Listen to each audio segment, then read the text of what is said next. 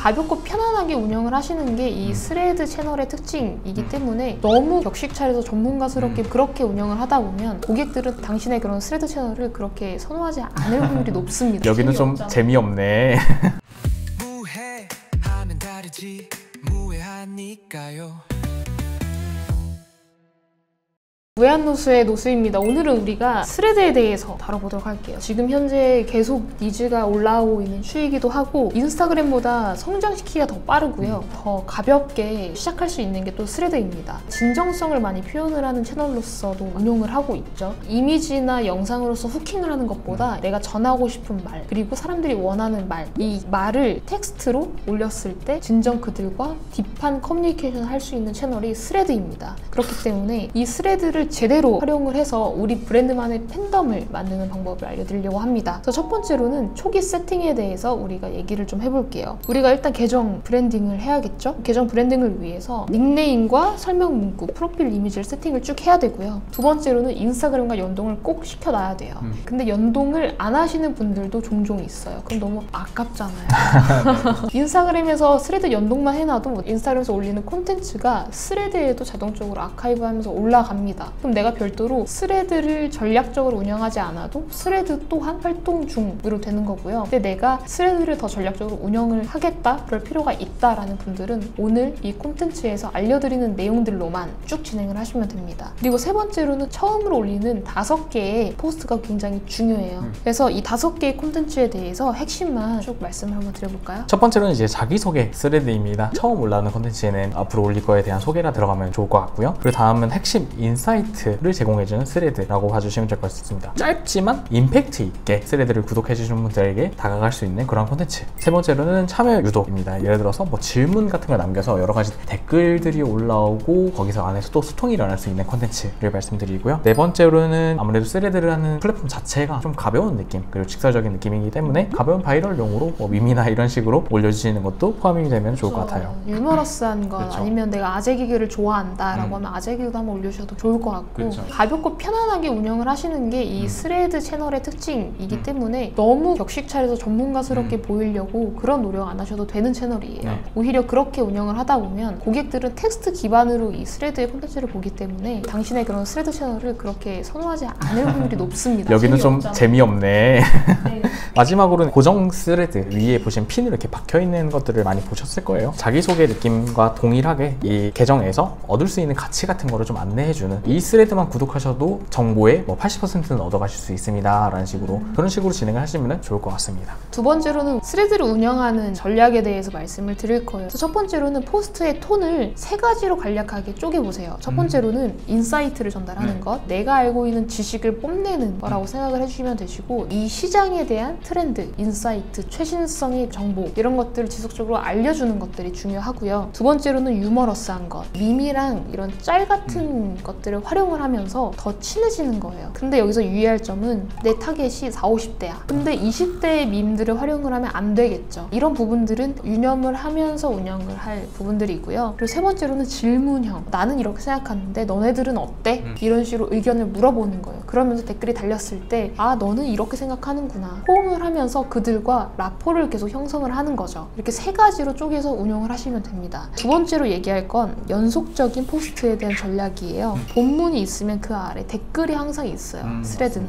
이걸 우리가 리플 구성이라고 얘기를 하는데, 본문으로는 후킹을 해야지 사람들이 댓글을 보겠죠. 그래서 첫 번째로는 후킹에 대한 부분이 올라가야 되고, 그 다음에는 구체적으로 어떤 사례나 팁이나 정보를 나열을 하고, 그리고 마지막에는 CTA, 내 프로필로 들어와서 이런 액션을 취해 라는 부분 들어가야 되고요. 그 다음에 세 번째로는 알고리즘에 대해서 얘기를 할게요. 업로드 시간과 해시태그, 그 다음에 리플 전략, 이렇게 3가지가 있어요. 이것에 대해서 한번 핵심만 말씀해 주세요. 처음 이제 저희가 인트로에서 말씀드렸던 것처럼 스레드의 경우 인스타그램보다 빠른 게 중요한 채널이라고 봐주시면 될 것 같아요. 그래서 브랜드에서 만약 이 채널을 운영한다 라고 하시면은 언제나 바로 트렌드를 후킹할 수 있는 자리를 만들어 두셔서 스레드 담당자를 좀 별도로 두시거나, 이슈가 인지하자마자 좀 바로 스레드를 작성을 하셔야지 알고리즘에 많이 도움이 되실 거예요. 그래서 업로드 시간은 실시간 이슈가 발생하고 최대 1시간 이내에는 진행을 해주셔야 된다. 그리고 해시태그 대신에 키워드가 함께 들어가 있는 문장 형태로 작성을 해주셔야지 플랫폼 특성상 도달률이 높아지게 되는 결과를 불러올 수 있고요. 그리고 마지막으로 앞서서 잠깐 설명드렸던 것처럼 리플라이 전략이라고 하죠. 다른 인플루언서, 다른 핫 이슈가 등재되어 있는 스레드들의 채널을 노출을 시키는 이런 것들을 병행을 해주시면 알고리즘에 굉장히 빠르게 적용이 될 수 있을 것 같습니다. 좋아요. 제가 쭉 듣다 보니까 한 가지 질문이 생겼어요. 그러면 동책님이 이 운영 전략으로 운영을 한다면 어떤 채널로 만들어서 운영을 하고 싶어요? 내가 스레드를 한다? 개인적으로 만약에 제 개인 브랜딩으로 한다고 하면은 저는 실시간 소통을 굉장히 많이 할 것 같아요. 스레드라는 특성상 단순히 내 얘기만 하는 채널이 아니라고 생각을 하거든요. 그래서 다른 채널에서는 힘든 실시간 소통을 좀 더 강화해서 댓글 달고 거기서 소통을 하고 좀 더 긴밀한 커뮤니케이션을 유도할 수 있는 곳이라고 생각이 들어서 이쪽으로 강조를 하지 않을까. 가장 중요한 요점은 실시간으로 서로 이제 커뮤니케이션을 하는 거다. 네. 그럼 그렇지 못하는 브랜드의 입장에서 봤을 땐 어떤 텀으로 좀 하면 좋을까요? 루틴을 좀 정해두시면 좋을 것 같아요. 이왕이면 가장 팔로워가 많이 활동하는 시간이 좋겠죠. 그런 식으로 황금 시간대를 지정해두고 하루에 1시간 내지 혹은 30분 그 시간대에 내가 집중적으로 리플을 단다든가 소통을 이어나간다든가 그런 식으로 작업을 해주시면 좋을 것 같습니다.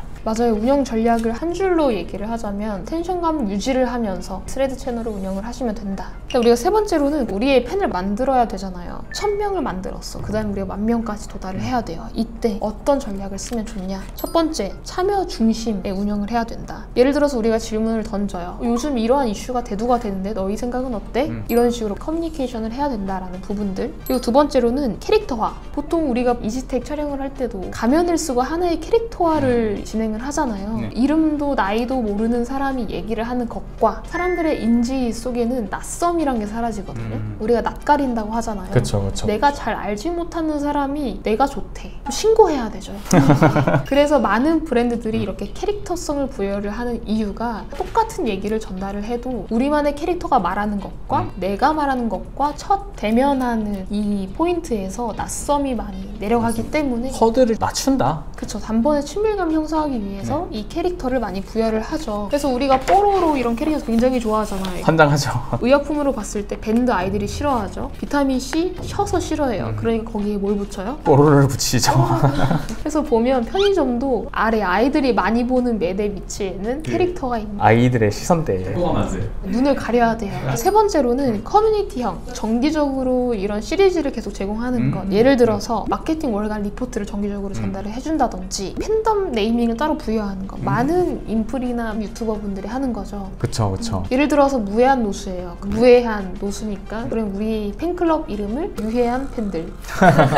아무튼 이런 식으로 이제 보통 팬클럽 이름을 많이 짓잖아요. 결속력을 가져가는 느낌이죠. 뭔가 우리 그런 게 생기다 보니까. 그리고 네 번째로는 확산 루틴을 정해주는 것이 중요합니다. 아까도 우리가 언급을 했다시피 내가 못하는 게 아니라 시간이 없다니까 아는데 못해 에서 오는 그런 답답함, 심리적 부담감 이런 것들이 있을 거예요. 그래서 일주일에 월, 화, 수 혹은 월, 수, 금 딱 정해놓고 점심시간 5분 그리고 자기 전 5분 이런 식으로만 알람을 설정해놓고 접속해서 활동하는 것 또한 굉장히 큰 도움이 됩니다. 이 정도는 할애할 수 있잖아요. 그쵸. 그래서 우리 오늘 스레드에 대해서 전체적으로 쭉 이야기를 했어요. 그래서 여기서 덧붙여서 얘기를 하자면 일단 하는 것이 가장 중요하다. 안 하는 것보다는 하는 게 낫습니다. 그렇죠. 콘텐츠를 지금 여러분들이 소비를 했죠. 이 콘텐츠를 소비를 하고 다른 콘텐츠를 소비를 하러 이동을 하시죠. 이 텀 우리는 계속 무엇을 한다? 소비만 한다. 소비만 하면 변화되는 게 없습니다. 그렇기 때문에 우리는 움직여야 됩니다. 그래서 액션을 취해 보시고 막히는 건 어려운 것 생기시면 액션을 이미 취하셨다라는 긍정적인 신호거든요. 맞습니다. 그런 것들을 댓글 남겨주시거나 이메일로 접수를 해주시면 저희가 지원을 해드리도록 하겠습니다. 무한누수 구독과 좋아요 댓글과 알림 설정까지 부탁드리겠습니다. 감사합니다.